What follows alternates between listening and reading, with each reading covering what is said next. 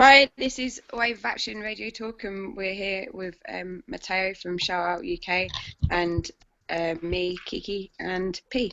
And we're here to discuss some events. Which one we're going to do? I'll do mine first. Then we're going to discuss the woman activist role in society today and how they're pushed out of the media scene, out of the conversation scene, and what effect and why that's kind of happening.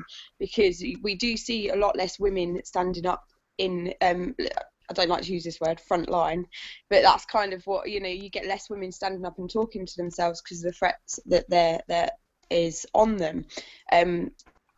Almost the same as you would get in way of the racism kind of thing. Women are just as much man privilege as men, as people of colour have the white privilege. So it's kind of like when a woman goes to an event, she will have that overlying threat of social services being involved, the police being involved, things like this. As soon as police are involved, social services are always involved if you've got children, because any sort of arrest is like a domestic violence, the same way as a woman is the victim of domestic violence, she's a victim of the fact that happened as well as a threat to her children.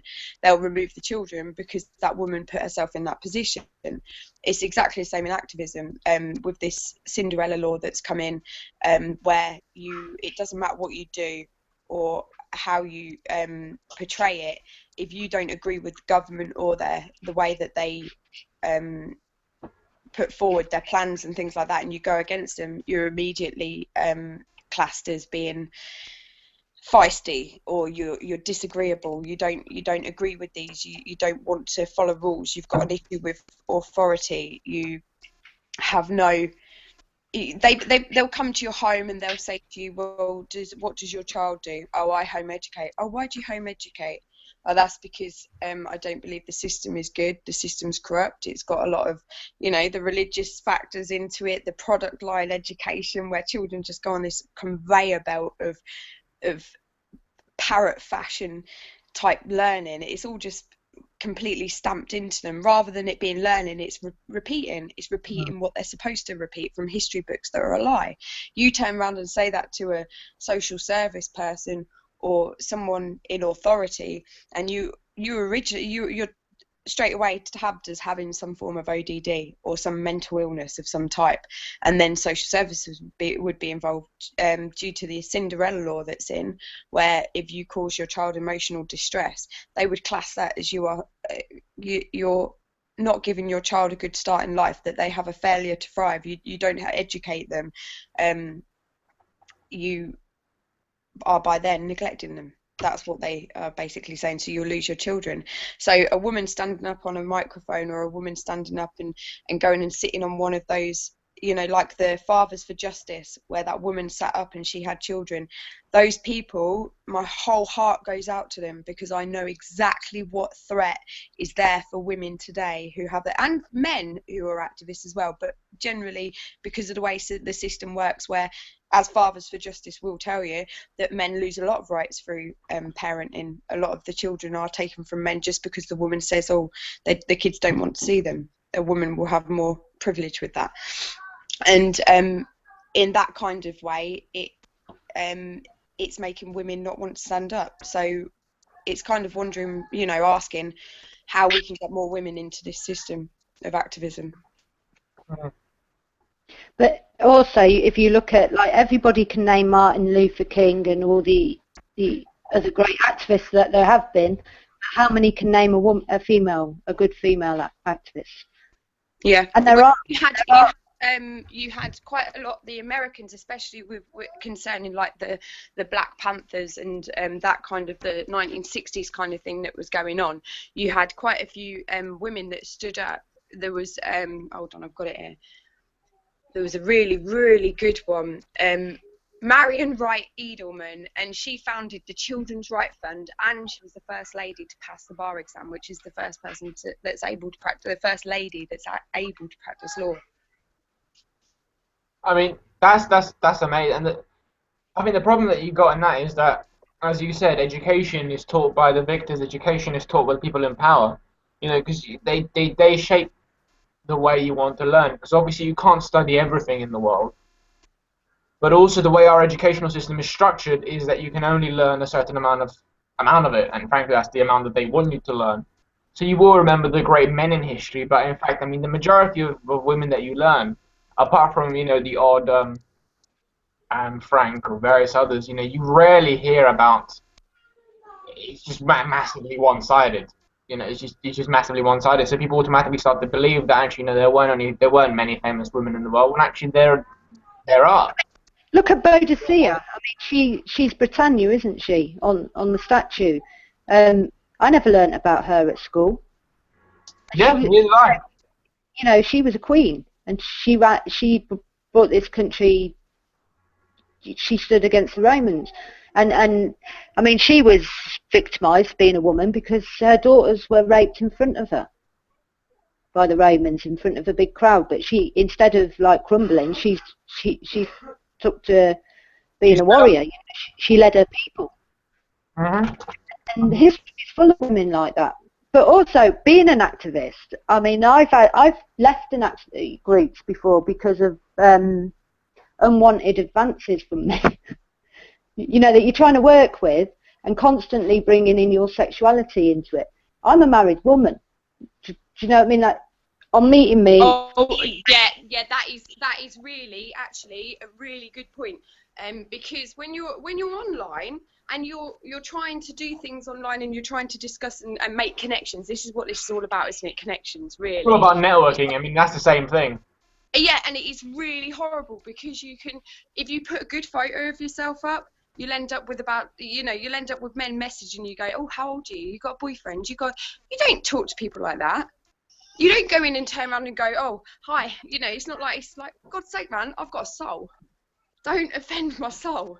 Because, I think activism is my work. You know what I mean? And when I went and set up a group and we had like town meetings and everything, and the fella I was doing it with was constantly making improper comments that were making me feel uncomfortable. It's the same. I don't mind a bit of banter from someone. If I'm out in a protest and you say something to me, you don't know that I'm married, you're just a bit of banter. But if you're working with me for months on end and you know that I'm married and you know that I'm not really interested, stop fucking doing it, because it just makes me feel uncomfortable. Yeah. I hate my sexuality being brought into it all the time. Yes, I might put makeup on and I might wear nice things, but that isn't to impress you. That's because that's what I like. Yeah. I mean, I remember there was a couple of times that I was at a couple of events, parliamentary ones as well, so you can imagine the people. But and I remember at one point it was such a thing, because after a while, there was a speech, blah blah blah, etc. etc. And I remember just standing back and looking at the room, and you could see that the places. I mean, of course, there were always a lot less women than there were men, and you could just see the way the men were sort of just blank faced, either staring at their chest or the way they were talking about it, and it was all just, most of them were just just trying to get advances on the person.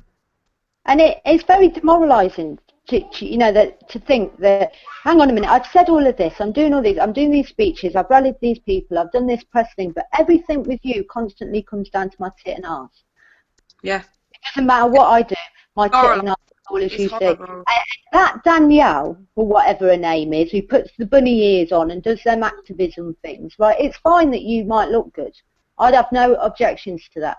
The fact that you're pouting and appeasing to the men rather than your actual issues, I do have an issue with. Do you know what I mean? You can be pretty. It can make it hard for other women, because I think as well, you sort of when women, and it's the same it is the same in society. Women do it to themselves. They will go on these shows and they will act all ditzy or whatever, and they use their face to get to places. But you've got, when you've sat there and you've worked really hard to try and find out things and do stuff and make it important, and then the next message you get is, you're alright babe, you're single. it kind of ruins the lot. It's all like, but then it's these people that go online and then they sort of like act. I don't know. Maybe it's just that they've not long woken. You know, they're not long enlightened. They're still in that zone of yes, I can use my sexiness.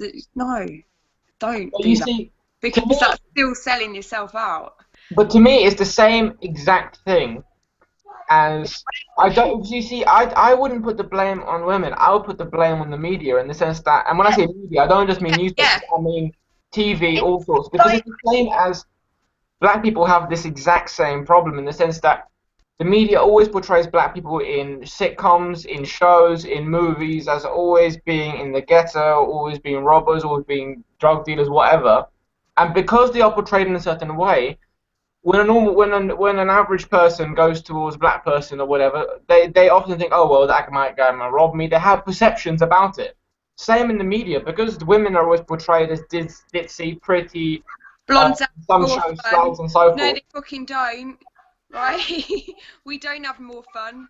It's not. Do you know what I mean? This is.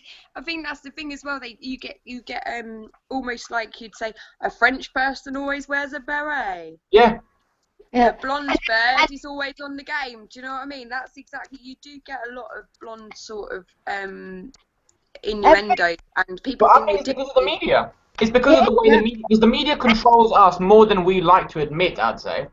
Because Every music video and every magazine and everything, they have women dressed in a certain way, and women have to use sex to advertise, whereas men are very rarely used. They might have women draped over them to embrace their masculinity and to make them look good, but very rarely are men objectified in adverts like women are. yeah, And everything in society tells young girls to be fake, to put on the eyelashes, to put on the hair extensions, to trash not be happy TV does not help. skin. And, you know, there's a feminist who does just like a lot of talks. I love it. She's really good. And I'm not a big feminist, but I do agree with that from children with the advertising and shit, that they are just taught every step of the way that they should look like a slut, they should act like a slut. Mm. That's how we get on it. And then we get treated like sluts no matter what we do. Yeah, but God forbid you act like one. Yeah. You know, we can be treated like one, we can be spoke to like one, we have to dress like one and act like one. But once you're labelled one, society shuns you. Yeah, Whereas men are masculinised and, you know, this is great. I'm a stud muffin me. and you know Yeah. I don't know if you know, but what was depressing is that you know, lab culture and all that kind of stuff. Yeah. But that's coming back now in universities because of so many of those shows. Like Geordie Shore's one of them, but there's hundreds of these shows pumped out by ITV that is glorifying that kind of stuff. But in the end, it's a detriment of women. And Yeah. most of these things you see on TV, and a lot of people sort of think that, you know, when you see it's trash TV, it's fun to watch, blah, blah, blah. The trouble is that everything you watch influences you in a certain way. And all this kind of stuff about the way you see women, or the fact that if a woman comes online, she's going to get bombarded with messages, isn't because men are all automatically rapists. It's because that's the way society programs people to be. It programs women to use their body to get places, and it programs men to think that all women are right and available whenever. Yeah. Yeah, because what makes a Sexually, guy? Go on. men are frightened of sexually empowered women, women that are comfortable in their own skin and their own sexuality. Men don't like it. No. No. And I think the point Yeah, is, you know, go be on- online. do. You go online and you log into your Facebook. The last thing you want is messages sitting there saying you're all right, babe. You Worse, doing naked profile. pictures in your inbox. Yeah, yeah. I have had erect penises sent to me as a hello. Well, hello there, boy. That's exactly what I wanted to start my day. And I don't mean to be disrespectful to men, but that's probably the worst bit of your body you could take a picture of. It is not what you want. It's not what you want to open your inbox to because it's I have different. heard of that before. I will say that this month I've had 3 erect penises sent to my inbox from people I don't know. But I mean, you got to question who the hell started that, and I mean, surely the fact that that's never worked, I don't think that's ever worked for any man ever. So surely you'd think this isn't working. I'm No, always I fair. think the only thing that's good for is for the girls to have a good laugh at it. That's the point. I mean, that's probably not what those men wanted in the first place. No. Yeah. That's probably the last thing they wanted. But I mean, that's a thing. That's just that's lunacy. That is. Can you But imagine if that's how you met a date? You went into a pub and you just walked up to them and just dropped your kegs. Hello to that then, girl. Yeah, this is how it's done on cyber. It's wrong. It's outright wrong, and it's embarrassing because I try not to be unkind at Political much as I people possibly as can. well. These Huh? are political people, these are. These are members of political parties and MPs. These are. Or candidates. Yes. Yes, they are. seriously. But at least you'll have something if they ever get successful. We share images. But you know what? I mean, I think that's partly because of pornography, though, as well. Yeah. Because of the way, Yeah, I mean, it's so pornography. acceptable nowadays that you think, I mean, it's so acceptable nowadays. Years ago, men would hide their little porno stash, not share it in your inbox. Yeah. But it's because now nothing matters. Now this whole idea of honor and respecting yourself as a human being, respecting other people, none of that matters anymore. It doesn't. I went round with this bloke's house with my friend who she liked him, and sat down in the front room. He put a porno on. Never met this bloke before, and I thought this fucking world's gone to praise. Do you know what I mean? That it's just so acceptable. You know that you. I mean, there's a time and a place. If you want to watch it, I'm not a prude. You know what I mean? But you think, hello, how are you? Have you seen this one? I think as well with when you go into protests and stuff and you meet people online, I do think there's an element where they'll go, oh, that person, they know exactly the same as me. Yeah, so do 10,000 other people. We're all exactly the same. We're all awake. We're all open. We're all enlightened. We're all whatever you want to call it. But just because I know the same shit as you does not mean I want to see your willy. You know, I mean, it's not, that is not a basis. This morning, conversation starter, where you've got, hi, that's all right, I don't mind that, a bit of hi, how are you, I'm fine, thanks, you got a boyfriend? Yes. Oh, you married? No. Okay, you got a BF? Yes, I've got a BF. Oh, would you do anything with me if you didn't have one? And that's not the first time that's happened. And my message back every time is that is an offensive question. But that's again because I mean, all you see in the media is people cheat. I mean, have you ever watched one of those trash TV shows like Geordie Shore? Have you ever watched one all the way through? I've seen it in other people's houses. Just as a what was it? Just to see what crap most people actually get fed on a daily basis, I would suggest watching it at least once. Just one episode, and you'll see why people think it's acceptable, that kind of stuff. And because there's no sexual education in schools, there's no sex ed in schools. So I mean, a lot of all this kind of, and obviously because of the religious rubbish about, let's not ever talk about sex. You know, sex is something that you can't talk about. You're never going to supposed to deal with. What about how to talk to girls when you're a boy and stuff? If don't talk about that, that's not allowed. So all people do is they Google it on the internet, then they come across porn and they think, okay, that's the way to deal with things. So most of these people, it may sound stupid and like when you say it out loud, it may sound ridiculous that people actually get lessons from these places. But people do. When you don't have anywhere else to learn it from, you learn it from porn. You learn it from other people. You learn it from TV. Stay away from porn in inboxes. Unless you master.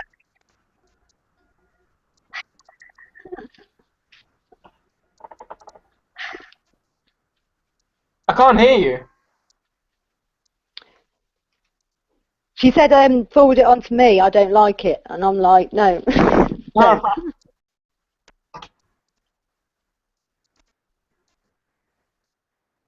I think her microphone doesn't work. I can't hear it. Yeah.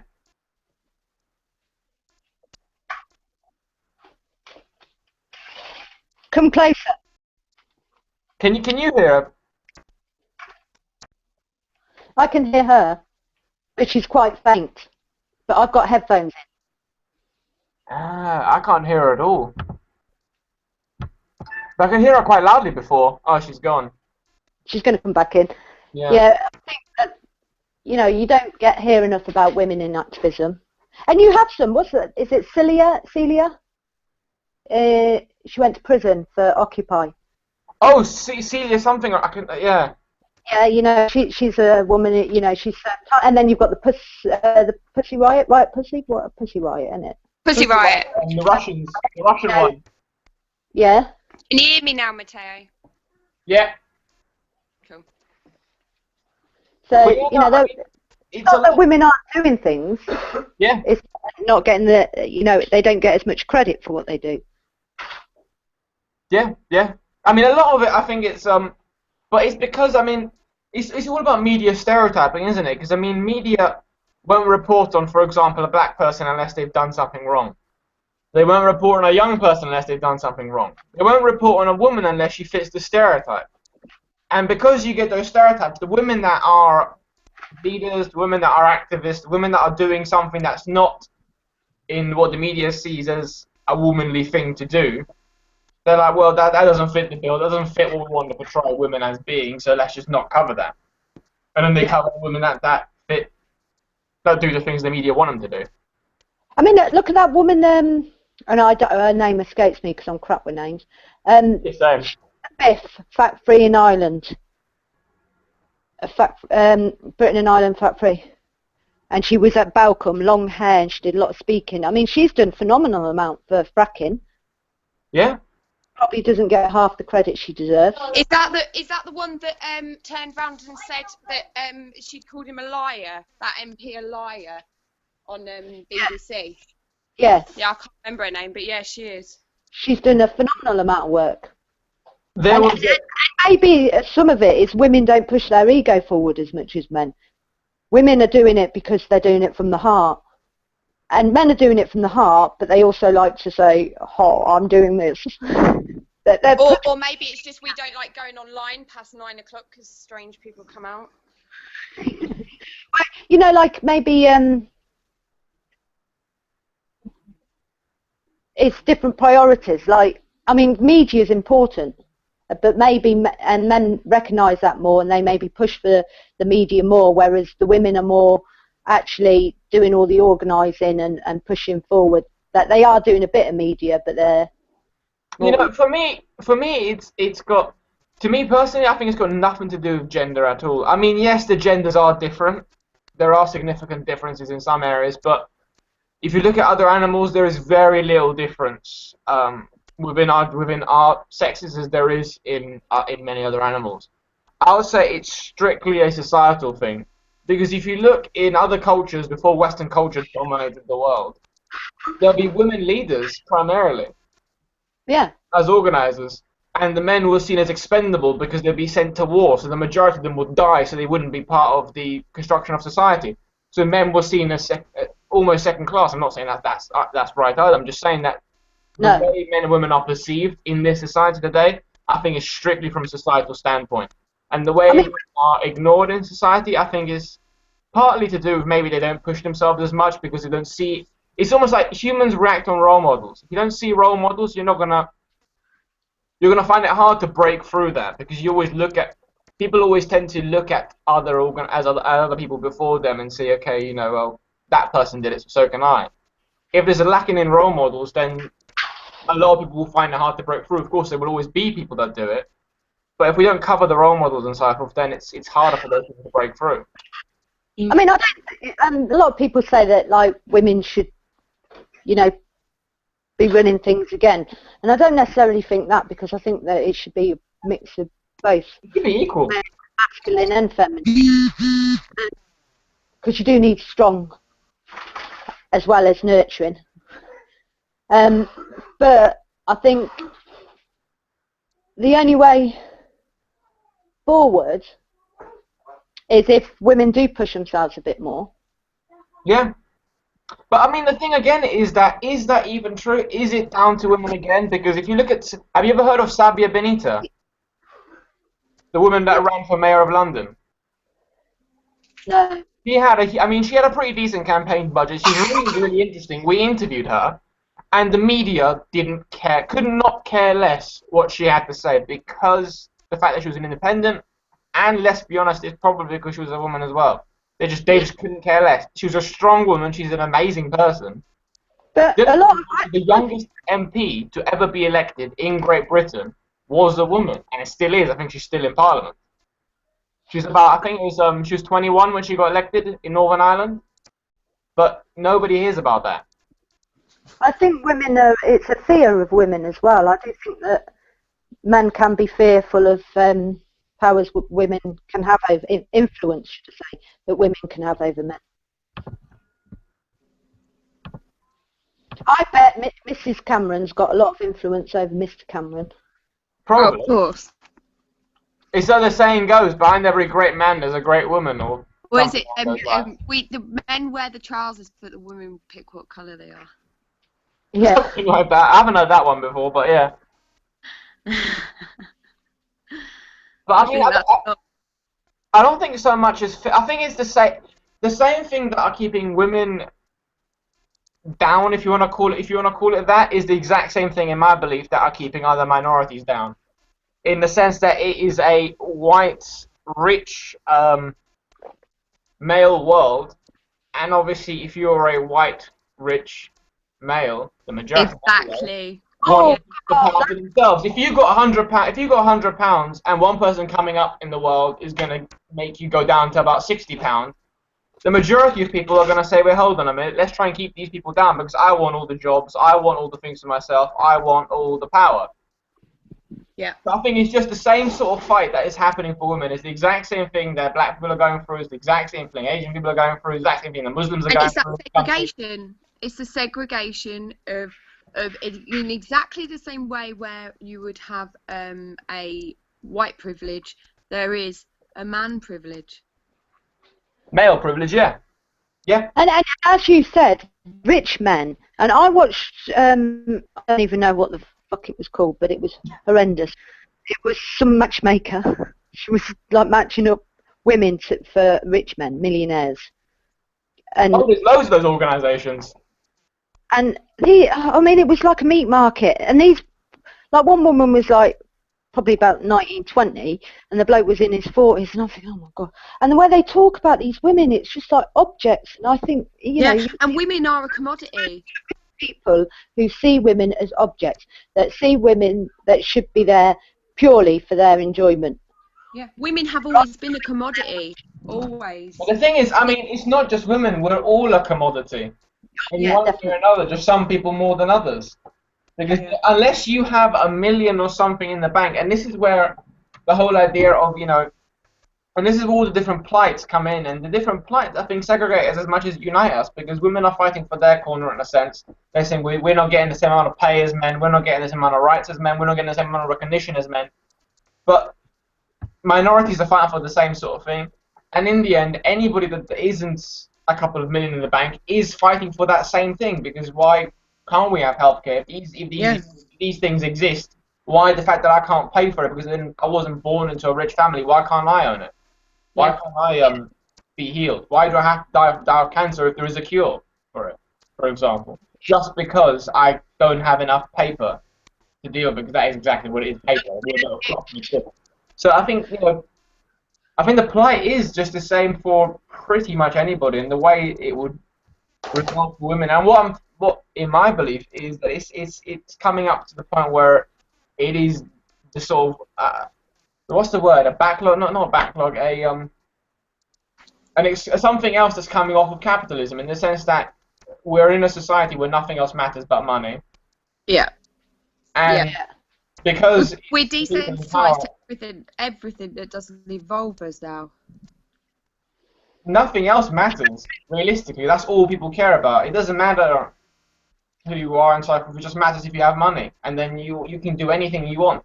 The trouble is, the majority of people that have money are rich, white, old, elderly men.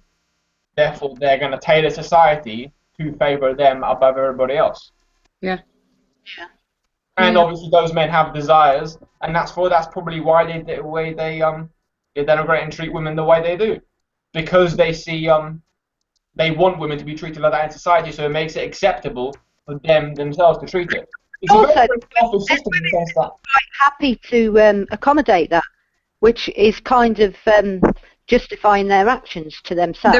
There is a lot of women out there who are willing to accommodate that. And in a way, that then says to the person who wants women like that women are like that. So it confirms the women being objects and being your property. But here's a question: do you think that those women are doing that because obviously, I mean, the idea of women using their body to get the things they want and so forth has been around for generations, for years, for decades.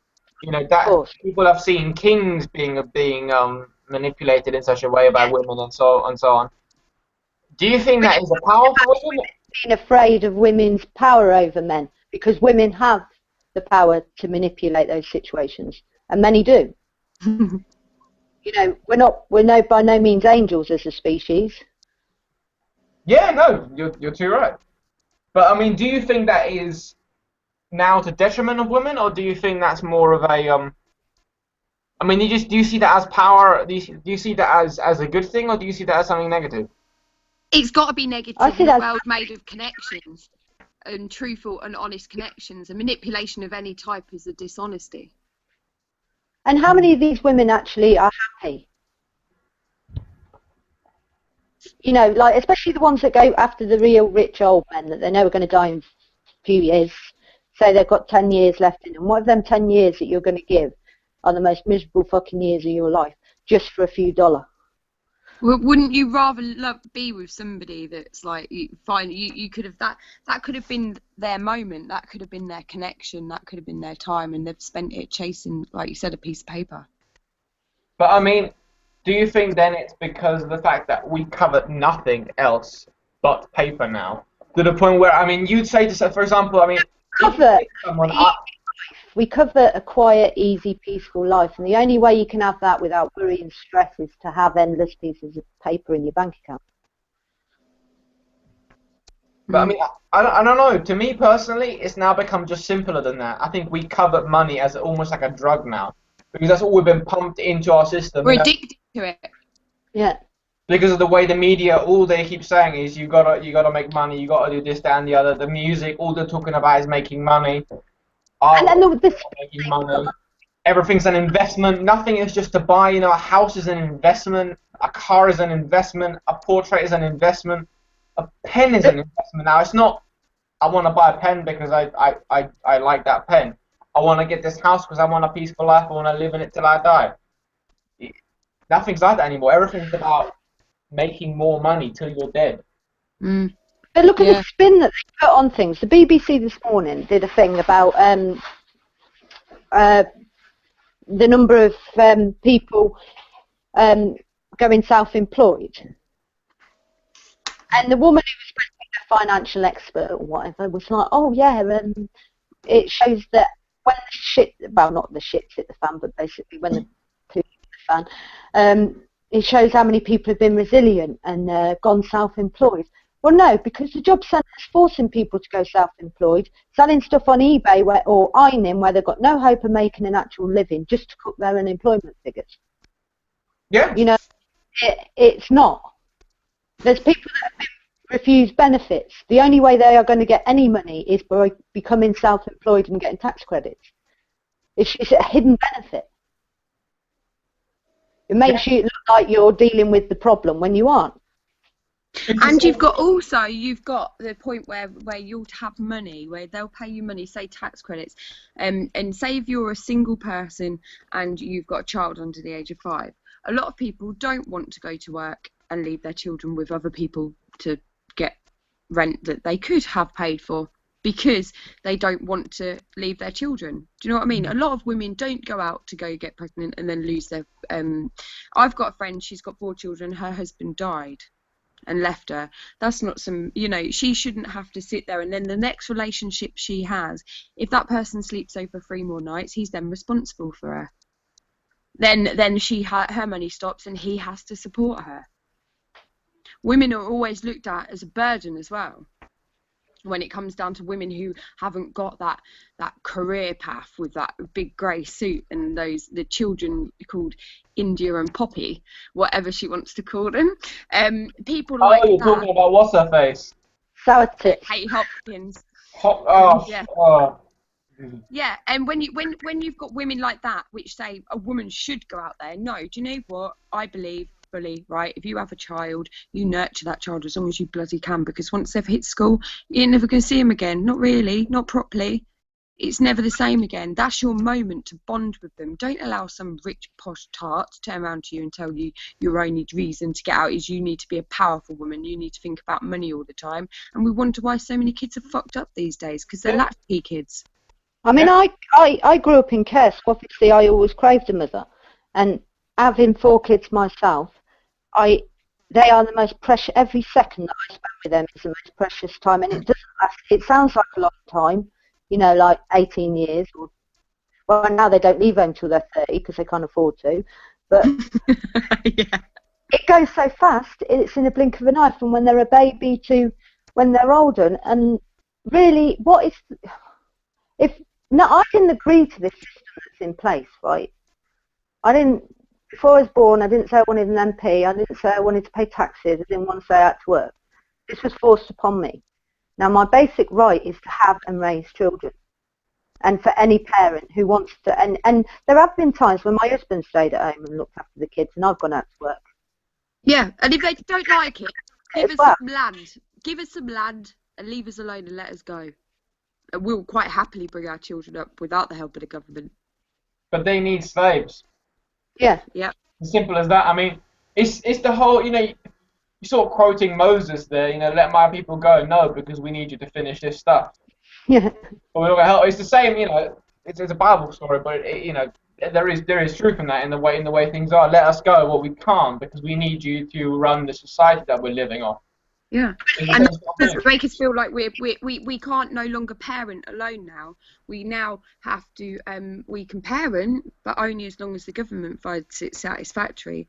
So I couldn't I could and I do take my child off school and teach them how to garden, how to cook food, how to use food, how to not put their fingers in plug sockets, and sure, you know, things that in life are actually needed. And then, you know, step by step you go individually. I think the best teachers can sometimes be the parents, as long as you have a social surrounding for them and you've got plenty of activities and things. And to be honest, if this schooling system wasn't how it was, there'd be loads of little schools pop up all around doing their own individual things, and people would be able to use the education they wanted.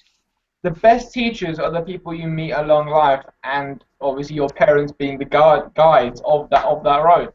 It's an old African saying, you know, it takes a village to grow a child. In the sense that you have all these individual people giving their little bits of wisdom that they've had through life, their mistakes, their successes, that end up growing that child. There's not one person reading from a textbook. You know, that's not how to educate a person, that's how to indoctrinate someone. I think the biggest joke of society, though, is the fact that you're made to believe that you need the system to survive, but in reality, they need you more than you need them. Because if you look at the way society works, say a street sweeper, right, somebody that's considered the lowest of society, even though does one of the most crucial jobs in society, if society collapsed, I'm guarantee you that he'll survive longer than a banker. That I can guarantee you. Yeah. You know, the stuff that bankers learned will be useless in the real world. No. Yeah, definitely. Right, should we quickly on the second topic before Chris comes? We'll go on to your one now. The Tories doing away with the, trying to do away with the Human Rights Act. And, you know, I mean, that's our protection, isn't it? That makes us be seen as equal in courts against police and all of that sort of stuff. Our right to family life and our basic rights, which no doubt will also go along the lines of your passports being revoked, which is something that they keep harping on about being able to make British citizens stateless. Now, as activists, they say it's for terrorists, but increasingly activists are being classed as domestic terrorists. What the friggin' hell would happen to us if they just like took our passports and kicked us out? Yeah. Seriously. Yeah, they could. I've got quite a chilling story about that, because when I was in, there is a group of individuals who are nationals of a country that doesn't exist anymore. Just to give you an idea of what would happen if you became stateless as an individual. There's about, I think it's 200 of them left, because all the rest have died down now, sadly. And I remember when I was working in Salzburg, I met some of these people, and it's so terribly sad. And basically all they do is they get detained between Australia and Britain, I think it is, and they just fly back and forth because the states keep sending them back and forth continuously. So they just live on basically cargo planes because they have no state responsibility for them, and you become homeless in effect because everywhere is a state. Yeah. That is something that they were raving about not so long ago, about revoking passports, and now they've been harping on again about the human rights. And then we have like the sad beheading of the journalist in that video. Yeah. And the English accent in it, which then they're going to be using in the courts because they used that hook man to say why they needed to get out the... Yeah, because he couldn't be deported. So they use all these horror stories of, well, we've got to put up with him because we've got human rights, and maybe that man over in that video, he might be English and he's terrorist, so we need to lose our human rights so we can get him. And then there was cases of paedophiles going to court to claim their human right to a right to family life and getting access to their kids. Now, these are all scaremongering stories, which are all, you know, like, it's outrageous to think that you could possibly put a child's safety at risk for any reason. You know, 'cause the child's got human rights, and it's got the Charter of Children's Rights. You know, they wouldn't let it stay with you at home and not in care if you were hurting it in any way. So why should the paedophile that's been convicted have that right? And that's an emotive story that everyone's going to be outraged at. But it is not an excuse to lose our human rights. It is not a reason to say our human rights. It's an excuse to change the law. Yeah. That's what they're using to remove our rights, the little rights we have left. Yeah, as people, we have to not lose sight of how important our human rights are, and they are our rights. Rights cannot be taken away. They're stolen. We have a right to be housed. We have a right to a family life. We have a right to a name. Yeah. I mean, I remember there was I was quite sad because I remember when I studied politics at A levels. I remember me and my friends that used to study it. We didn't think much of the Human Rights Court because of the way it was educated. And I have a massive grudge against the educational system for the way they teach about human rights courts. Just to give you an example about it, the examples we had to give in the exam, by the way, because if we didn't, we'd fail. Just to give an example, so we had to learn them. So it's almost like you had to indoctrinate yourself to actually pass it. The examples they gave was a man that was, because of his Human Rights Act, was given hardcore pornography, even though he was a paedophile. Another one was he was given access to the internet, 24/7 cable TV, HD, and so forth. You know, all these ridiculous examples. There were 5 of them. I can't remember all of them, but they were, you know, on that same level. Where a guy was also acquitted, even though he killed someone and so forth. And it's like, now what I've realized is that no court system is perfect.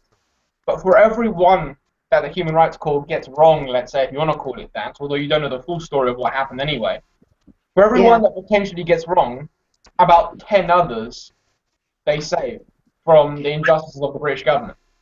Yeah. And it's upheld by the papers, isn't it? They're always doing, and it's the same with the EU. The cucumbers are too bent, the bananas are too straight, and he couldn't get kicked out of the country because of this, and that. It's like the NHS horror stories, pushing the government agenda all the time. Yeah. And the masses listening to it, to be honest, the bullshit. They can't see it in front of their eyes. They really can't. And it's our right to protest as well. Yeah. And if you lose our right to protest and our right to free speech, then we will be domestic terrorists and we will lose our passports. Yeah. I mean, it's almost like you can see the breadcrumb trail being left before them. You can sort of see where they're it's gonna going. round all the anons up, aren't they? And all the activists, the frackers, the Occupy, all these people, especially the first ones to go. Yeah. You know, they're always gonna be rounding them up now, aren't they? I would say that will be their next agenda. Bye, guys. Nice. See you on the other side. But I mean, you can sort of see how you can sort of see where it's going, and I mean, the European Union. I'm sorry, but he's one of the best things that's happened to Britain in the sense that I mean, yeah, economically maybe someone could argue it may not have been the best thing, but so what? Oh my God, that's terrifying. Surprise! That scared me. Surprise, dick faces! Scared me. That did scare me. Oh my God, that is terrifying. But Oh, there's a conversation killer right there for you. I forgot what we were saying. I forgot what we were saying. Hold on. What was I saying? Oh yeah, the European. The European Union is one of the best things that ever happened to Britain. Otherwise, we would have been mirroring the US by now, which is probably one of the worst things that could have possibly happened. And the only reason why we're not to the extent of the US is simply because of the Human Rights Court and the European Union. Which, yes, is cumbersome as hell, but I mean, it's the first one of its kind. Of course, things are gonna go wrong. It's like the British people and the newspapers expected everything to go right first time. No grouping of states has ever tried something like this before. So how the hell can you possibly expect them to get it right the first time? Of course the European Court of Human Rights is going to make stupid decisions. Every organisation does. But it's the point of this, the 5 that they've gotten wrong, you can't really compare that to the hundreds they've gotten right and they've saved. Yeah. It's just they always highlight the wrong ones to make things worse and to go by the agenda that they follow. Yeah. It's quite sad, really. Yeah, and it's quite imminent. Well, yeah, but there is also hope because I see a lot. I do see a lot of people's opinions are changing. You know, I'm finding new people in my town all the time that are watching chemtrails, are taking an interest in Gaza, are looking for discrepancies in everything that's been said. Whereas a few years ago, I wouldn't have seen that around me. I'd just be looked at like the crazy lady. Well, go. I leave you to it. Bye. Bye. Bye, B. Bye. P? Hang on, I'm trying to hang up. I said it this out.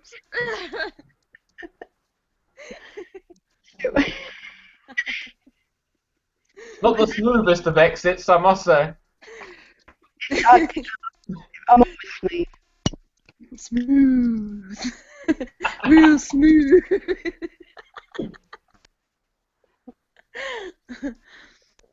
There we go. Okay, so Who should we go with? what are you going to talk about, Chris? I was going to talk about media perceptions. Oh, sorry, you went Chris. Sorry, go on. Well, I was just going to flit about from what you guys was going to say and then just come with a little bit of a rant towards the end and just go on a rant because I've had enough. Well, you go then, Matteo. Fair enough. You kick off, Matt. Well, I wanted to talk about media perceptions because it's something that I think we've seen massively over the years with various different groupings in society, and I think it's culminated in the Ukraine massively with you see a massive politicized sort of debate between pro-Russian media in the East and then pro-Western media damning themselves and each other, just fighting amongst each other, forgetting that there are thousands of people that are dying in there, being displaced, losing their homes, losing their livelihoods because of the conflict that was set up behind closed doors, and let's be honest, it was set up. And then you've got Ferguson now in the US, which Western media are trying to make it out as if they are criminals, protesters, looters, what have you. when in reality they just want justice for a dead child. Where the US shot somebody before with Zimmerman, and he got acquitted, as you know, and then a load of things happened which they reopened the case, and I think they got justice there. And now they've shot another one, and it's almost like this thing where the US police are so massively trigger happy that they'll just shoot anybody. And that's, again, I think it's all about media perceptions, the way they perceive young people as always being hoodies, always being involved in gang culture, always being involved in stabbings and whatnot. And even more specifically, where you have black people that they always portray them as being in gangs, drug dealers and whatnot. They never perceive them as anything else. And then you've got, we were talking about women earlier, how they perceive women in the media, how women are either sexualized in the media or perceived as ditzy if you're of certain hair color or whatnot. And there's just so many sort of media perceptions which influence the way we see things, influence the way we see society. And they just manipulate and take one example, then make it out like everybody is that way. And I think it's one of the most damaging things in society. And I would say that if you wanted to blame a grouping in society for a lot of the mess that's going on in the world, I would say it's the media. Because if it wasn't for the media, we wouldn't be seeing this sort of interracial fighting in the US. If it wasn't for the media, we wouldn't see this massive Islamic bashing of right-wing groups in the West. We wouldn't see the amount of hatred for Asian communities now. We wouldn't see the amount of debate and argument between males and females now in society. None of that would happen if it wasn't for the way the media portray people in sitcoms, portray people in movies, portray people in news networks, portray people in radio. It's a disgusting thing. And I remember reading once, I did a speech about it at the Youth Summit a while ago, where I was talking about how 90% of stories published in the media about young people don't actually include a young person's voice. I quote about them and whatnot. I saw an article by the Evening Standard, worst bit of journalism I've seen so far, where they talked about what young people care about in the mainstream, what young people care about when they go abroad. And they were talking about young people only care about how they get BBC iPlayer abroad, if they should take their partner, I've just gotten pregnant, should I carry on my year? And young people are not this alien grouping that only care about piss-ups and so forth. We are human beings like everybody else. We care about the issues of the police. We care about the environment. We care about the way society works. Yes, we care about the economy and whatnot. We care about the... We're not this sort of like different grouping in society that only care about rioting, partying, drinking and whatnot. We care about many, many other things, but the media always portrays us as just one side, and that happens across the board to every single minority out there. So I just went on a bit of a rant, but it's something that I feel incredibly passionate about, because it's something that is it's disgusting, and it's one of the main reasons why we have so many issues in the world. So many issues. It's one of the main reasons why I set up the organization I run. Because it's just terrible to see the amount of hatred that goes on in the media for so many different groupings. And I mean, we've got two newspapers that run Britain in a way. That tell people how to vote, that tell people how to act, that tell people how to think, that tell people who to take next. You know, first it's Asian people, then it's black people, now it's Muslims. But Matteo, you're talking about a media that we know is completely corrupt. We know that is not owned. That we know that is done for one reason and one reason only. Media is the perception of what needs to be in control. So if they need to be in control, what are they going to do? What do they need to do? There is what you're seeing now. Why you're feeling so much disgust now is because of what you're doing and the impact of social media. It's taken the genre and taken it back 100, 200 to the printing press time, where information was distributed at source. At source. You take Ferguson, like you say, take Ferguson. Now you see the manipulation. There isn't so much now from mainstream. You see mainstream that was there saying, well, Al Jazeera, we just got gassed. Canisters being fired at them, equipment being taken down. Now, they have a juxtaposition. If people are filming them, that then allows them, the media, to respond because it is in the public's eye. That's not happened before. There's not been a direct position where the public can juxtaposition the direct effect of the media because it's control. We can now, with phones, you see, with police, you just have to search on LiveLink or anything like that to see police brutality. You want to go back, you can go back further than Trayvon. Trayvon was a travesty. You see, and then did you see the second guy? Have you seen the video that come out today that the police released of the second guy that they shot, who stole 2 cans of drink from a shop? Stole the drink, walked away. He had a knife in his hand, but from the police account to what the account was of what you could see, completely different. Completely different. So, media control is not what I get your angst. I completely do. But all I see now is complete change. Mainstream media has no... All right. Oh, I think what you're saying is mainstream media has no place in the in today's society. But you see, I mean, huh? It doesn't. It doesn't actually have, mainstream media doesn't have any place in today's society. It doesn't, but it still has so much power and influence, and that's the problem. Very much. You, as an activist, from a young age, from a very young age, it Yeah. can affect them. Sorry, Chris, I think you got cut off there. No, it's cool. It's just like, you know, with that juxtaposition of the mainstream media now, you can't not take the mainstream from right or left. This opens it up for the left-hand side of the media that has been controlled by the right, and then is controlled by even further. You got big... Murdoch owns fucking so much. How many media companies are there? It's 7 that's it. Yeah. 7 that control everything. So everything you see is their perception of what they want. Mm-hmm. We know that. I think, look, go on, Kay.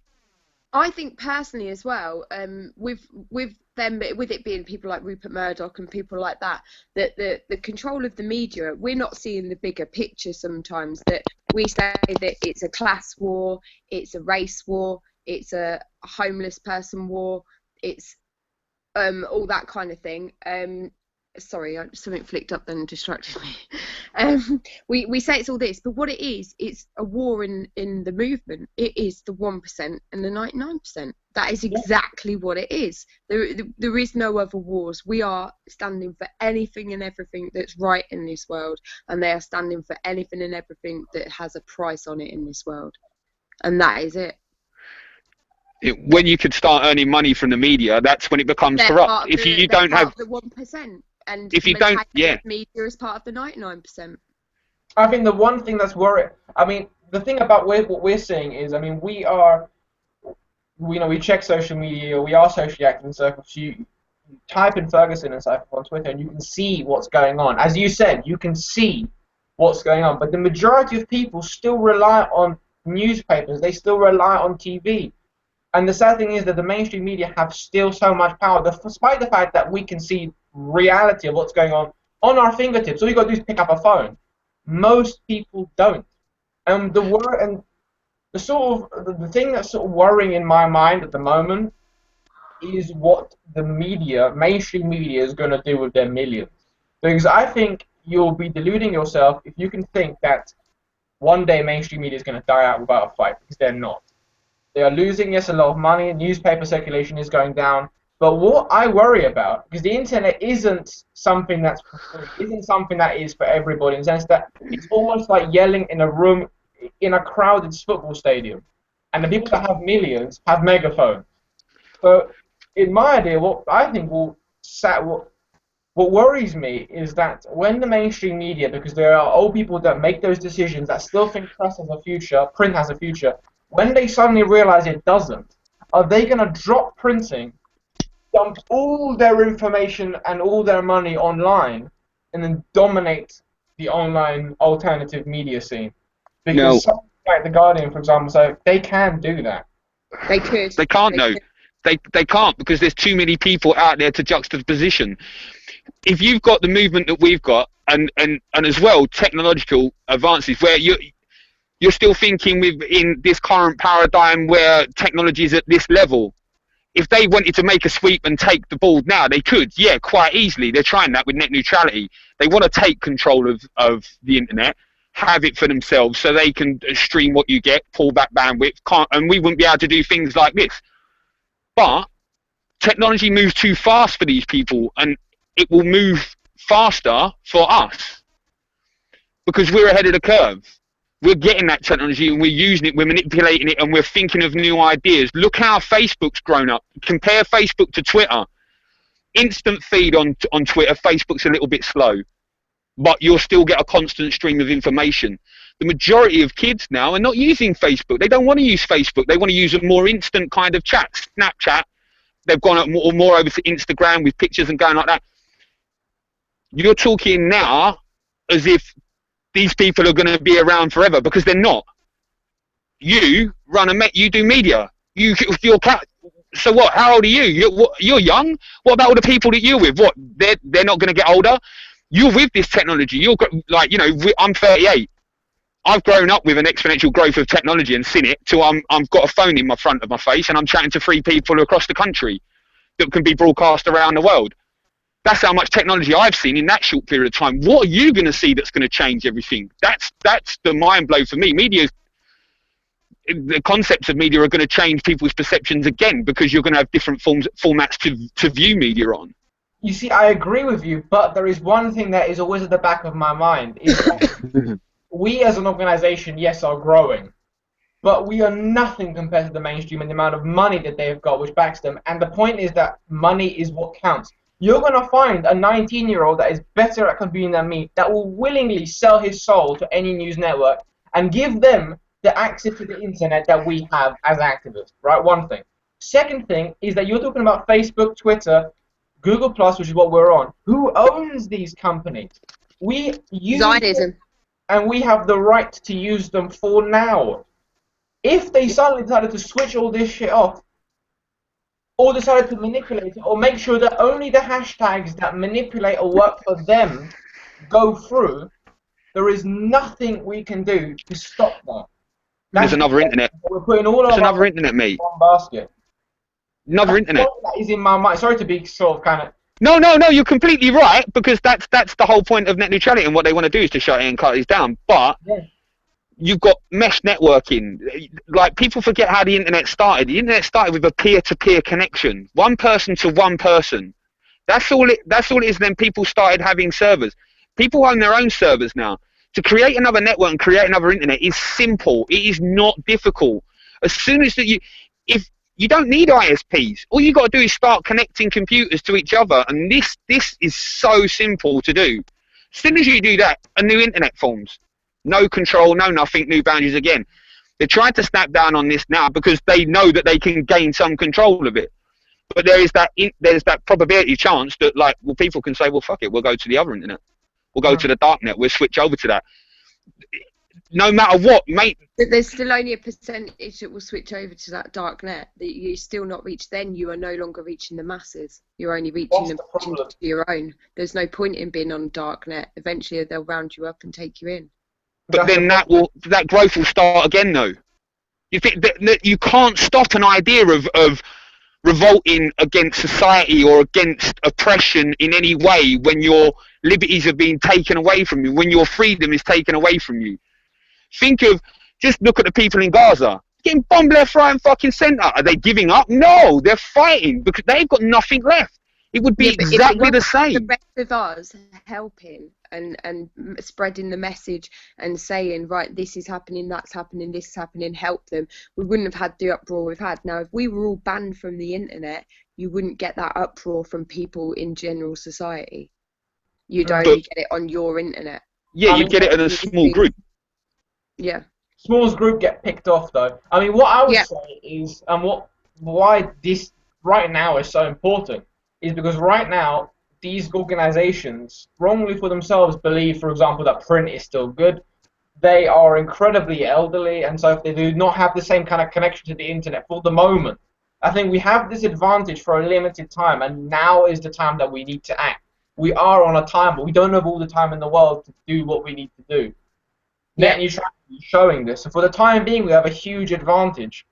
And it's like being in a war, because it is a war, and I think the problem with what we need to see in this society is that you have, it's never going to be like in Gaza where you're going to have to fight, actually physically fight. It's all going to be done via marketing, it's all going to be done via the pen, it's all going to be done via protest.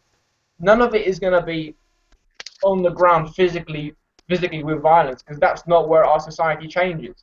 You win over the masses, you win over the society, you win over the West. It's all run by mass because they can't not have a democracy. It's almost like this society needs to have that kind of facade. because otherwise what they have will collapse. They've made it very, very simple for us to work with. Because if They've fought so hard for patriotism and free speech and to push that forward, they can't go back on themselves now, so they have to do it in a backhanded kind of way. Exactly. So they need that. But the media is the crucial thing. You control the media, you control society, therefore you can manipulate it how you want it. And which is why what gets me so angry is that the media have so much power over it, and they're all very negative. But if a positive media ever came through, and this is why it's so impossible for any media, with potentially the exception of a couple of them, to actually do anything, because they know that the media is almost like, if you wanted to use the word front line, it's almost like the media is the front line, because the war is fought by the pen now. You control the media. You get one of the media on side, for example, for, say, Wave of Action, you'd be rolling across the country tomorrow. Because they have the ability to control the mainstream, and that is I think where the crux of the decisions are made. You move from the fringes to the mainstream, you got a movement. Like UKIP, for example. UKIP are the perfect example. The media jumped on them, and now they are the biggest majority in the European Parliament. Not because their ideas are good, not because for any other reason apart from the media. The media wanted them. In a positive way. No, you're right. You're totally right. I think that the one thing I always said at the beginning was the fact that the media is still broadcasting is shocking, considering they're not a government organisation, they're a corporation. It's not treason, it's not whatever you want to call it, by trying to take them down, but I think the media's had its day. Yeah. I think the media has had its day. And that's it now. They need to move aside and let social media come through and the truth come through. And then let us do this how we need to do this.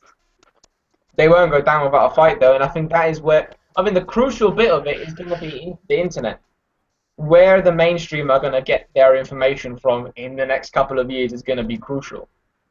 If it's going to be still the main kind of mainstream places, or if it's going to be more Twitter, Facebook, social media. Because young people are, but young people don't make the decisions. They've already started doing that, though, haven't they? Reporting more from social media. They'll go look at the supposed plane hijacking and plane incident that was in Manchester last 2 weeks ago. Was it 2 weeks ago? Where the guy on board took the picture of the fighter jet that's to his left. Oh, I did see that. And tweeted it out. So he tweeted it out. So he's seen a jet flying fucking next to the plane and thought, oh, this ain't fucking right. That's a fucking jet, man. That's laden, ready to blow the fuck out of this plane. Took the picture, hit the net, hit Twitter. The news story started from that and that alone. And then they had to come out and say about it. You wouldn't have known anything about it if it wasn't for that alternative media. Yeah. So the mainstream is trying to catch up, but your fear of the complete manipulation of it, that's just, man. It's like it's going to fucking happen no matter what, because they need that to control populace.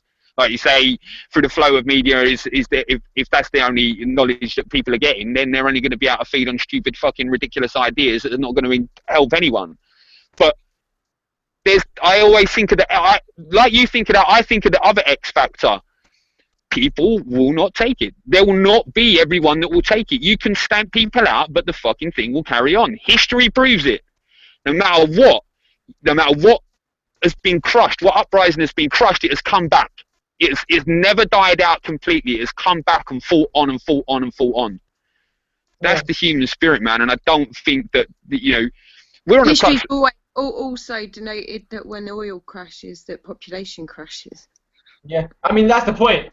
This society is going to end regardless of what we do. Even if we all sat back, eventually, shit's going to hit the fan, quite literally. But then it depends on what's going to happen afterwards. But that allows, then that's where the amount of people that we're doing now, this is when you have that fear of catching up. This is the work that everyone's doing now, of informing as many people as you can about as many topics to sway the populace. Yeah. That percentage is getting closer and closer until they do grasp the media, unless it like 100% and the internet and freedom is just gone in a quick flash. Or you're going to see the complete collapse of industrial civilization. It's not going to happen like overnight. It's not going to be a quick thing that they do, because they've got to slowly manipulate. But yeah. Yeah, I mean that's where I think that's where I think the you sort of see that frontline battleground. I hate using that word, but I can't think of anything else. But that frontline battleground is between the mainstream media, as I said, and citizen journalists, because they report one thing and then they're like, oh crap, we forgot that one online. And there you go. We sort of now have to change our story a little bit to suit that. And it's almost like a race between, well, with Ferguson, you can see it. Fox News pumping out its bullshit continuously, on and on and on. And then you got all the Twitter and citizen journalists sort of collectively pumping out their stuff. And it depends on what reaches more, because then it goes down to marketing. Because obviously Fox News can reach more people because they have more money. Citizen journalists are still sort of broken up. Maybe a collective of citizen journalists needs to be formed, something to do with that. But that's when the other side. That's when you have the likes of the comedian side of the left pulling the attention to it, and that's when the comedic value comes into where people are satirizing Fox News. Fox News is now becoming the satirist wet dream. If you want fucking material to like make and ridicule the fucking right, who do you pick? All right, I've got Hannity, I've got fucking O'Reilly. Which one of these guys? That's without even the 5 hosts that they have during the day. I can pick any one of them, Brett Hume, the whole shebang. Let them sit on a sofa and I'll put bullets in them. That's literally, not literally speaking, that is like verbally, as in that, not as in a gun. GCHQ and all that malarkey. But the satirist, that's someone else's fault. This is why I'm wearing a mask. I ain't getting it. No one's seeing the face going incognito now. Some woman in Peterborough's got me on the watch list. Right. Anyway. So yeah, that's the satirist's wet dream of being able to just like hit Fox News constantly, and that is where social media becomes more apparent and hits more mainstream people, because people are seeing funny shit. John Oliver is the perfect guy to be English and in America at the moment, because every single fucking report this man does hits it out the park. His comedic timing, his satire, he hits full on to the point, he hits every topic right, makes you think. In a 15-minute chat, he'll take you through the complete history, rip the shit out of every second, but will make you think. That's the power still of mainstream. That he's on HBO, that's a cable network out there, and then his online success now is just, I will look forward to his reports every week. So, even though that there is that mainstream there, it's being ridiculed now. People love a joke. That's what's still flying around. That's what they can't control. That element of mirth and merriment. You take the piss out of someone's going to laugh. But you make it funny. The same difference is that there is a percentage of people that would also have seen what the propaganda they're sharing, and will not see the joke part. So you're still feeding that.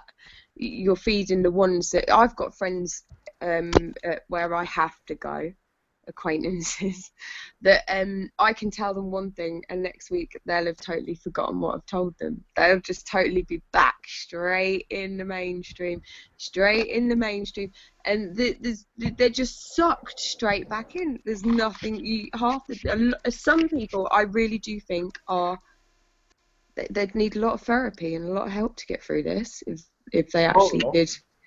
I mean, the reality is, with human beings, it's not about how you say it, although it is at some point, but it's how many times you say something. Because if you put on loop, for example, that the moon is pink, everybody knows it's not.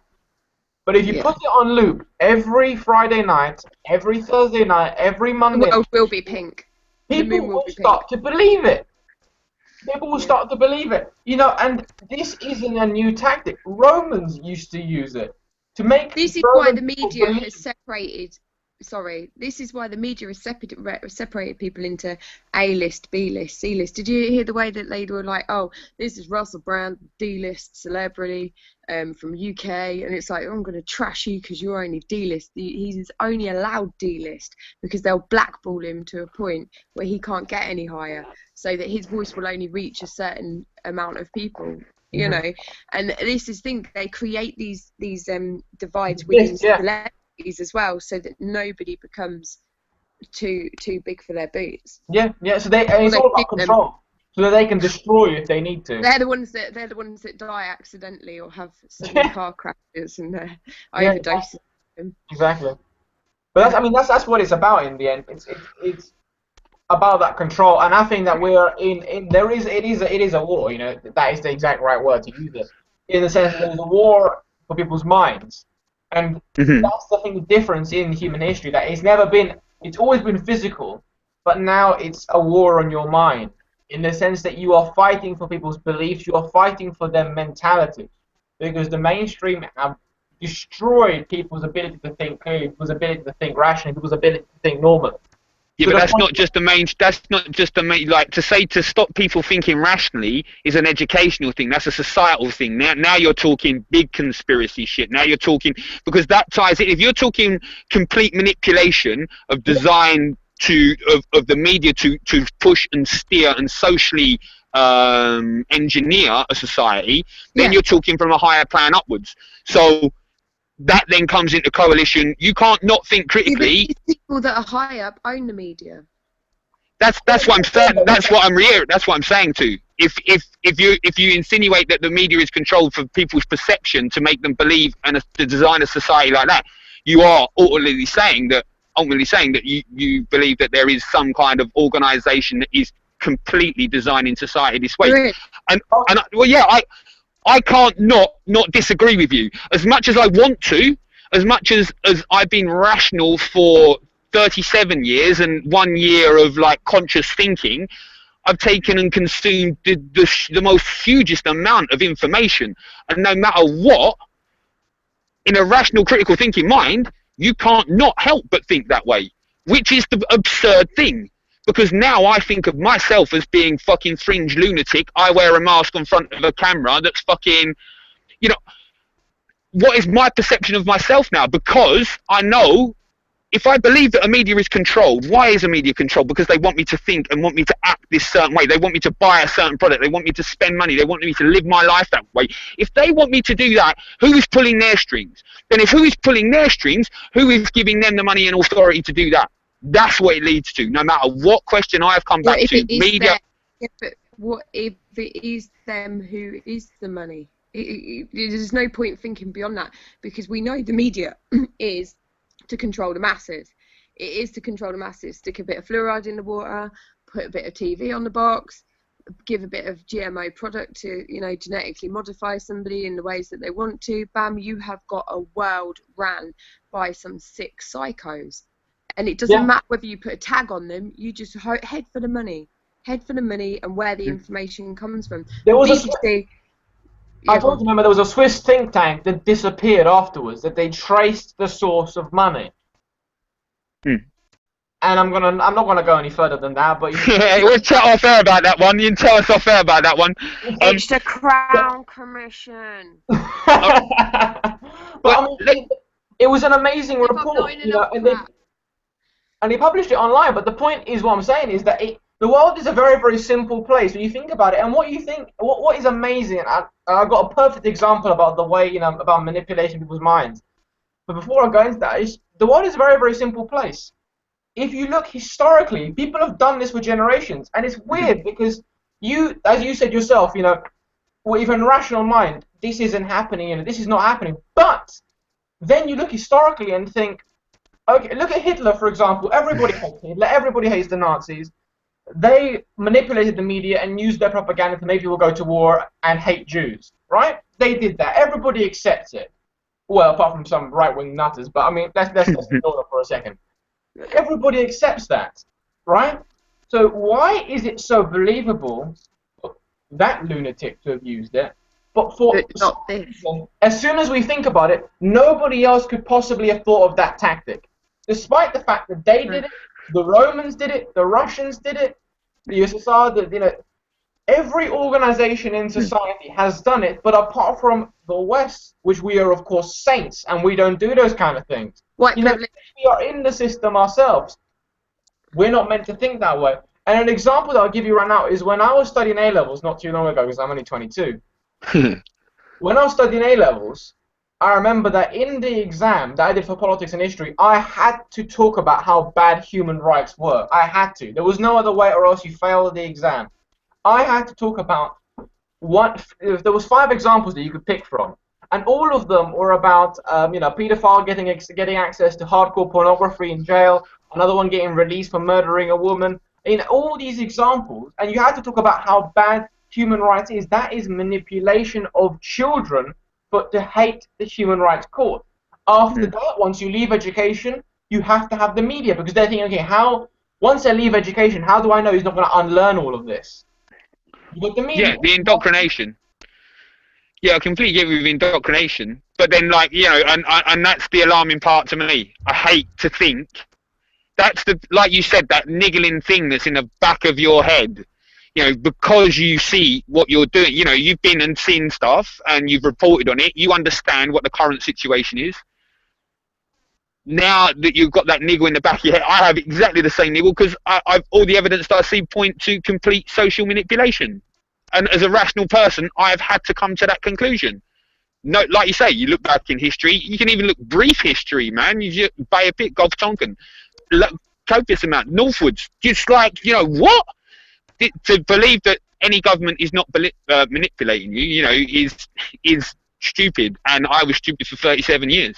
I believe that shit. The thing is, though, it's no longer a government, is it? It's not the government that's manipulating you. They have totally suppressed the Middle East, and any black kind of form of humanity has been segregated to a point where they have no say whatsoever, and their rights mean nothing. Us, the people in Western societies, actually don't value the lives much. I really don't believe they do, because if they did, they would be fighting for Gaza. If they did, they would have fought for Africa. If they did, they would have fought for all these countries. Do you know what? We don't fight because we're too busy about that. Money in our pockets constantly. That's all it's about. It's what we can buy, what we'll lose. Oh, do you know there's a little 5-year-old making your little Gap t-shirts? That's all right, because that looks really good on my 5-year-old. Yeah. And my 5-year-old's fine. And I mean, that's the whole point. It's about the best example I have to anybody that says we went into Iraq and Afghanistan because of human rights issues. I would say, well, why didn't we go into Zimbabwe? Why didn't we go into North Korea? Why aren't we going? Because there is nothing there. There's no oil. Source. There's no oil. There's no. You go in China where you get like you said, there's an abundance. That's the illusion that it's just crumbling so quickly. They've hidden those kind of countries, or what they've done is they've basically desensitized us to the fact. Oh, it's China, they do it all the time. Yeah. And then we're like, yeah, you're right. Yeah, they do. Yeah, that's fine then. That's all right. Oh my God, look what's happening in Ukraine. It's like they're humans too. I was on this Russian news chat early this week, and we were sort of talking about how the world is sort of damning Russia for shooting this plane down. And this journalist was saying, well, first of all, allegedly, because it wasn't. First of all, we know it wasn't Russia. It was allegedly Russian supporting forces, supposedly. First of all, it could also be pro-Western Ukrainian forces. It could have been someone completely different. There is no evidence to suggest any of this, apart from any of that. Starting from there. Secondly, even if it is pro-Russian forces that shot it down, what's that got to do with Russia exactly? They just say they're supporting Russia. What the fuck has a plane got to do over a fucking war zone? Why is a plane flying over a fucking war zone? This is confirmed that it was a war zone, a no-fly zone, and still play. Well, then what the fuck are you doing?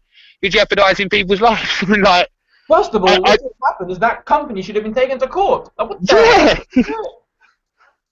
Yeah, well, I had a theory about that. I had a theory about the 2 Malaysians going down, because then, like, the company might go, the profits might go down, share price might go down, and get taken over by another company, and then take over and buy all their planes. Exactly. Just thinking like they're out there. But yeah, I love your point about the manipulation of the press. Yeah, completely. There's no society that's never had complete dominance over them without the manipulation of the press and media, the flow of information. Knowledge is power, like we know. Yeah. I see that growth though. I still see that growth going so quickly. I'm lucky. I've come into this. I was explaining this to the wife the other day. I said, like, when I chat to Kiki and I chat to P about shit, they've been doing this longer than what I have. I've been in it a year, like from 5th of November that I've been active, properly active, people have said that this is the most activity they have ever seen, and I'm in the fucking thick of it. And I'm like, well, this just seems like normal to me. I'm ready to rock and roll. And they're like, no, man, honestly, this is the escalation in shit that they can't believe that so many people all of a sudden are just getting it. And if that's happening in such a short period of time, what's the snapback going to be? There's got for every action there's an equal and opposite reaction. So what's the snapback going to be? Well, is it going to be? Society still hasn't. I mean, the point about it is also, this is where the worrying bit comes in as well, is that these people have been experts at manipulating society and getting their way for generations. And I was talking about this on the last radio thingy, this webinar radio thing that we do, that these people don't plan in generations. People don't plan in hours. People don't plan in days. They plan in generations. They plan, how am I going to keep my family two generations down the line still at the pinnacle of society? How are we gonna, That's probably why they haven't reacted yet, because it hasn't gotten to the point where they need to react. They're not stupid. You'd be foolish to think that they are, because they're not. They wouldn't be in power for so long if they were. These people are very, very clever, and they will have a very good reaction to it, and we just have to be prepared for it. I think that the next battlefront is the media, because the media control people's minds. If, for example, there was a radio station, for example, like this, that suddenly got the same views that BBC got, or double that, society would be very, very different. Voting would be very, very different. We'll be ignorant to believe that society doesn't decide what Prime Minister says or what government we have next if it isn't for the mainstream media. They decide who we vote for. The reason why it is Labour or Conservatives is because it's almost like they want to show that there is democracy, because, you know, one time it's Conservatives, one time it's Labour. You don't like one, you like the other. Perhaps we are heading towards a Hunger Games style future once the oil bubble has burst. That is terrible. Yeah, that is, but that's honest to gosh, though, that's like, you know, shit that I've been thinking about. What is the, you know, when you consume this information, say, take it from your point of like propaganda and saying mainstream media is concerned that, but then when you look at like the dystopic view of the alternative media, sometimes you have to take a step back even from that, because it is like, hold the fuck up. Shit, is this real? This is, if you don't think that peak oil is happening, technological unemployment, the eventual collapse of society due to industrial civilization, the collapse of money itself, and you're like, hold on a second, that's without people talking about lizards, if you ain't aliens, ready, and you ain't got shit ready now and somewhere to go. But that, like you say, is it going to switch into like a dystopian effect where you got to fight for everything? We don't know what they're going to do we? We haven't written the rules. We don't know how it could do, because there could be a many few of us who will fight against that. I think there's going to be a lot of devastation happening quite soon. If oil does drop, it's how it is. It's just how it's always been. It's the resource goes, the population goes. It's just how it works. And we've hit peak resource. I mean, what is also interesting, though, on a slightly more positive note, oh, please do, yes, please do bring me out of this spiral of depressing doom and gloom, marvelous, miraculous Matteo, the maestro of mirth and merriment. Please do carry on. No, I was just going to say that there are. I mean, what's interesting though is that there are countries out there who are doing things differently. Like, if you look at Iceland, for example, Iceland prime ministers have said our goal for the next generation is to create a moneyless society. They're actually thinking of setting up what we would effectively call, the closest thing to would be a communist society, if you want to name it that. But they're moving towards that to show that it is possible. And I think why we see so little, or why we are fighting so much, is because we are at the heart of it. We are heart of capitalist society. Because Britain is the founder of capitalism. If you want to name one, we are the ones that started it all and then brought it to the world. So you're fighting in the lion's den at the heart of it all. As opposed to places like Iceland that had a different sort of opinion on the way things going. Uruguay. We've got Uruguay, they're not capitalist. Finland have got their education system down to a T. They've also, where is it, Norway that's done their power, or Sweden? One of them Germany switched to a couple of times in the last couple of months. 76% of their power come from renewables. When you go to Europe, I went to Denmark, been over there, man, fucking rocking place. You feel backward. You know, I always used to joke when I was like not awake, shall we say. I always used to joke about stereotypes of like Europeans. Like, so if I was French, like if I was taking the piss out of French, I would say like, oh man, he's these jaunty beret wearing, smoking, nonchalant guys sitting there drinking coffee, going where? But I got to there and I was like, Jesus Christ, we're really backward in England. We are I used that beret one before. Yeah, I did.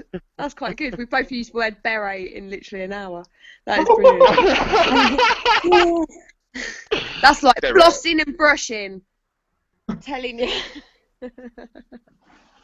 Yeah, I just realised how backward we was. You know, you see the renewable energy everywhere. You see wind turbines. There's no stigma in it. There's a complete society within Copenhagen itself, in Christiania. A bunch of old hippies bought some land, and when you go there, it's absolutely amazing. There's no law there's law, but it's done by a council. It's done properly. An amazing place. But you look at, like you say, Europe to us, and different places that are trying different systems, and I haven't thought about it fighting it in the Lions Den. That's quite an interesting analogy, mate. Because yeah, you're right. It's like the heart in capitalism, and also the illusion of democracy. You was talking about, like, you know, earlier, like putting forward the puppet at the left and the right, but that illusion of democracy is slipping fast. People are realising that there is only a fucking cigarette paper between the arse cheeks of these motherfuckers. They're all the same, And as soon as people realise that, then the illusion's gone. People realise and wake up very quickly. It's so simple for people to understand, to break it down from, I don't do politics. Well, what do you believe, the Conservatives, and there's difference between these? Well, no, because they both fucked me over. Well, then there you go. Time for a change. Yeah. I mean, it's like, for example, we've got Holland, which is having a smarter policy on drugs and trying to see a different way of dealing with it. We're trying to get stricter. Where you got the Germans going for renewable energy, we're trying to drill in the Arctic. The Germans sell their water cannons because they're dangerous. We buy them. They're selling them, saying we got to get rid of this because we want our populations to speak up and tell us what they want. We're trying to shut them off with water cannons. Yeah, we're like, we'll have him for cheap. We've got a few issues this end. Ferguson's gonna do all that. It's got nothing on us. Well, if you think about it, it's recycling. It is best, but yeah, it is definitely. It's recycling. But not in a positive fucking way. It's not in the shit that I'd like to see him fucking recycled. I want to see him recycled. I'd like to see him mashed into something else. Maybe like a 3D printer or a renewable washing machine. I don't know. But do you think that we're gonna see? Do you think that we're gonna see these fucking water cannons? Because I have this fear, like, you know, Apparently, from what I've heard, they are not going to be any good in London because of the back alleys, and that has been totally. When you look at the don't talk about back alleys in London. No, when you look at the riots, 2010 riots, they're not made you for ain't gonna get water cannons. You ain't gonna get cannon down the London alleys. You ain't gonna get a cannon down there. No, I mean, it's not like in America where they have huge streets so they can shoot them properly. These are not as big as you think they are. All right, to get in between buildings, but to hit the main roads, they're fine. Yeah. You can't get in down little. Yeah, but if you're talking, if you've got a water cannon after your ass, are you gonna hit a main road? No, but you know what a majority of people are like on the front line that are going to be there and hit the front line of any protest and have direct confrontation, whether it's agent provocateurs or not. They'll have the washing up liquid and the food colouring. You're going to make a mess of London Street. I could imagine an MP or David Cameron or someone from the government, you know, saying, well, we're recycling, what more do you want? You should be more specific. This is our new green policy. Recycled. Yeah, our new green policy is that what we're going to do is we're going to go to America and we're going to import 50 million fucking guns, AR-15s, and we're going to arm the entire police force. But we are recycling, and we're going to buy them all body gear at the same time. But then also we're going to buy them fucking riot vehicles and everything else, and we're going to widen the streets. Let's just not complain about the water they use in the water cannons as being eco, because they might end up taking it from our toilet systems. We're recycling. Yeah, let's keep that. We don't mind if we keep that fresh. But I don't know. Do you think that if they have the opportunity to use them, because like, oh, they would. Yeah. I think like with the way that shit's going, you know, there's some events ramping up that look like they're going to get tasty. Now, I'm not instigating. I'm not a purveyor of violence. I don't wish. Just because I have a jaunty mask on doesn't mean that I want to go over there and punch you in the noggin. I don't wish to be rambunctious with you. I just want to jest with you. I don't like. It may be like grr, but I don't want to grr. I want to talk. But do you think that these? I have this just underlying niggling feeling that it's going to get to a point where people are going to say, "Fuck that shit," because. Right, well, I'm sorry, it's like going to kick off. It's going to kick off on 1 or 2 dates, and I predict one is in October and one is in November. I know exactly. It could kick off at 1 or it could kick off at 2. I know exactly which day you're talking about in November. Yeah, there's another one in October. I don't have any clue what you're talking about of the date in November. I have no clue what you're talking about in November. I have nothing. See, this is the thing. We can only ever speculate what's going to happen. Not one of us can instigate, and that is one of the things you can do with Anonymous. You can't speculate. You can't tell people what's going to happen. You don't know what's going to happen because it's an idea. Yeah. And that is the thing. It's everybody's collective ideas that come as one. Whether that happens or whether it doesn't is down to the days. I'm not going to say when the days are because it's just what you see online, and what we see is what everyone else sees. It's what NSA sees. It's what CQ says. But if mass people turn up on, you know, in October or November and things get feisty, they'll get their cannons out. They'll get their cannons out. They won't get it out. They will use that as an excuse to remove more I think people. October will be an excuse for November. Yeah. How's that one? Let's try that. Right, come back to this video. Come back to I think you might be right on that one. Let's have that recorded. That was predicted. It's down. It's on the analogues. It's done, mate. It's in the annals of time now. Yeah. It's there. That'll it's been decreed. One. When did I say, Chris, when I first spoke to you, when did I say it was all going to start kicking off and that shit was going to start going? From the mystic, the marvelous and mystical Kiki.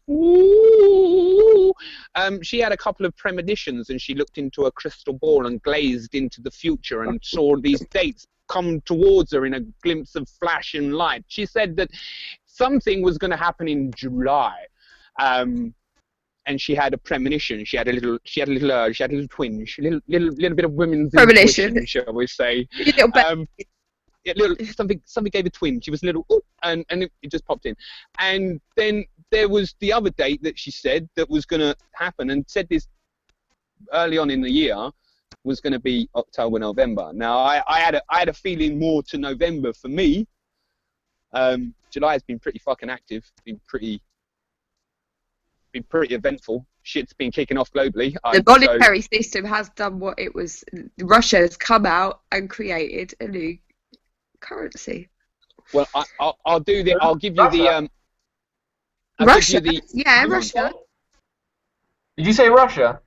Yeah. Mm-hmm. Oh right, okay. They wanted to do the ruble, didn't they? The gold-backed ruble. They've made it known. They've made it known that they are in competition with the currency. Gaddafi did that. Yeah, but Russia's got. Yeah, but the problem with Gaddafi is that Gaddafi forgot who fed him.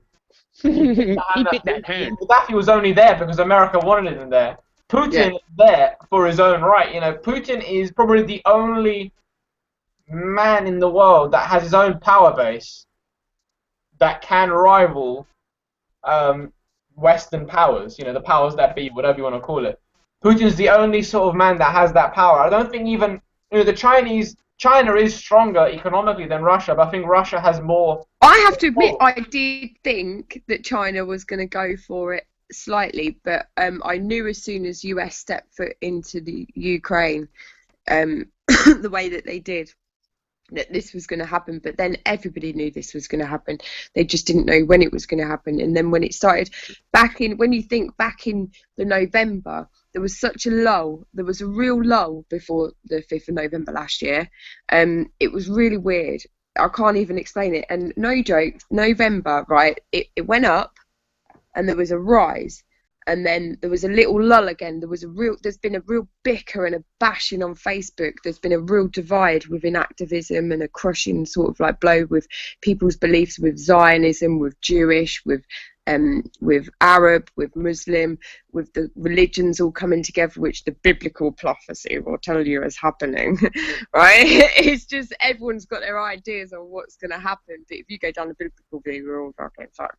But this is the new age. We're coming into the new age, and the monetary system is going to collapse. It is going to collapse. There is no way they can come in with their newfangled this, that, the other. But each country now has its activists. Each country now has its divide, and it's which conscience wins. It's a war of conscience. You know what's funny that you think about? I completely agree with you. I completely agree with you. And what you're saying is the exact same thing that Marx predicted all those many years ago. Mm-hmm. And it is, I mean, the trouble with what Marx did is that we've got such a short memory span that we think, oh, what he said didn't happen. He never said it was going to happen in 100 years. He never said it was going to happen in 1,000 years. He said that what needs to happen is that it needs to be a global revolution with the same ideals, with the same beliefs, and the same brand. Obviously German because he was German. But he said that, and the thing is, if you look at what you're talking about, activists are now fighting in all countries around the world. They're fighting in the same language all around the world. They're fighting in the same platform, and they're united. So now the religions are the religions, whether they're being told they're breaking apart or not, they're actually not. They're not breaking apart. They're coming together. They are being divided in some places, but the general activism religions are coming together. Yeah. The Jewish are coming together and saying to the Muslim, we don't want to hurt you. The Christians are turning around to the Muslim, and the Muslim are turning around to the Christians. They're saying, we're of the same, this is the same kind of thing. It is only within mainstream that we're seeing a giant crushing blow to religion. And this has all been noted. It's all gone bam, bam, bam. And do you know what? It's like the rape theory. I know that sounds really horrible. When you're younger, your mum always says to you, don't go down that back alley. It's like, I'll go down that fucking back alley. Nothing's going to happen to me, right? And it is that mentality that nothing is going to happen in our age. Everybody said it. Everybody has sat there and gone, nah, not in our time. Not in our time. It will happen. Yeah. Climate change, it will happen. Not in our time. Oh, yeah, blah, blah, blah. They say, it will happen. Not in our time. And it's that same mentality of cognitive dissonance of what can actually really happen to us. And when it sets in, it is so true. It's what they said. You get those stages: denial, anger, acceptance, and then fight. It's like, for example, with ISIS. I've got 1 second. Together against the Islamic State. You saw Christians being evicted from their homes and removed from where ISIS are. And then Muslims from around that area were all standing together, holding placards saying, I'm Christian, everybody's Christian. And you saw the Kurds welcoming them all in. All of these groups, we're told, are fighting against each other, and yet Christians are working with Muslims, Kurds are fighting and protecting the rest because they're the only surviving force in that region that can counteract against ISIS. And we've now got an activist way. I'm talking from activists, not mainstream. We'll separate away mainstream activism. We have now got an activist community that has bonded with the Muslim community. We bonded with the Christian community anyway, because that kind of thing. And now we're all bonding, and it's all coming together. And they don't like it. We are dangerous connections. I'm learning that slowly. That we are very dangerous connections to have, because this is the divide they've been creating so long and working so hard to get to. And I don't think they they have really took in the collapse. I do not think that that was part of this plan. I believe that population was it has grown too much for them, and I think they do have generation plans, but I think some things bite them in the balls that they thought they would get a lot quicker. Gaza should have been a lot further forward. Things should have been a lot more advanced for them and easier for them. We shouldn't have given a shit about Gaza. They're not white. Why should we have given a shit about them? That is the exact mentality we should be at right now. Yeah. And we're not. The backlash is going to be, I think, more manipulation, in the sense that what I think they're going to try and do is they're going to, and you can see it already, I think you can see the move of what the 1% is doing is already slowly happening. You can see that, because it's like a game of chess. You can see their move, in the sense that you can see them banging on about ISIS all the time. You can see the huge amount of propaganda that's coming out against Islam again, because they're seeing this as you said, this unity between all these different religions, all these different colors of skin, all these different groupings in society uniting, and they're trying to split them up again. And that's going to come out. But that's the illusion of humanity, though, isn't it? That's the illusion of humanity that now has become more apparent. You know, that there is, through the perpetration of media and the corruption of ideas, you know, you're made to feel disjointed and not feel part of a collective, not made to feel part of a community, not made to feel part of humanity. Social media, anything like this, the world that we live in now with technology enables us to be seeing someone blown up, enables us to see a brother and sister. Yeah, so it doesn't. I don't think it desensitizes. I think it brings home harder to the activists, because I'm not talking about the mainstream. I'm talking about, like you were saying, about activists. If activists see that, the majority of activists got a social conscience. As soon as they gain that, you can never get. It never goes. It never goes. It's there for life. As soon as you, that's the awakening moment. Yeah. So when we see global events, and like you said, you know, groups are starting to amalgamate together and come together and certain things. It's going to take one little fucking spark. We spoke about Gaza today. Look at the uproar about that. Weeks. Started 5,000, 10,000, 20,000, 30, 50, 100. Ferguson isn't about one black man being shot. No, it's about hundreds of black people being shot and segregated and treated like a lower class, like a person whose life is valued less than anyone else. That's what Ferguson is about. That's what the 2010 riots were about. This is what every single riot is about these days. People getting angry. It's like it was amazing to see that, though. Realistically, it's the same sort of thing, but in real life. In the sense that what sparked it all off wasn't, I mean, what's the spark? The initial spark that set off that revolution was that boy or girl, I can't remember, being shot by the policeman, that trigger-happy policeman, because she was wearing a mask. And he thought he saw V. He shot him. I mean, it wasn't about her specifically. That was the spark, or him, I can't remember. But it was about something much deeper than that. But that was almost like the spark that ignited the fire. And the fire was fueled by years of... The fire's there anyway. The fire's there anyway. Yeah. And it's been burning and burning, and it's been burning within disability rights. It's been burning within people of colour. It's been burning within people with children having their kids taken away. Generation. But that's what you're seeing now. That's then to put that into context, that's what you're seeing now with the backlash of fucking humanity that have fucking silently said that I've had enough. You're looking at people and activists, and we're still talking from an activist standpoint here.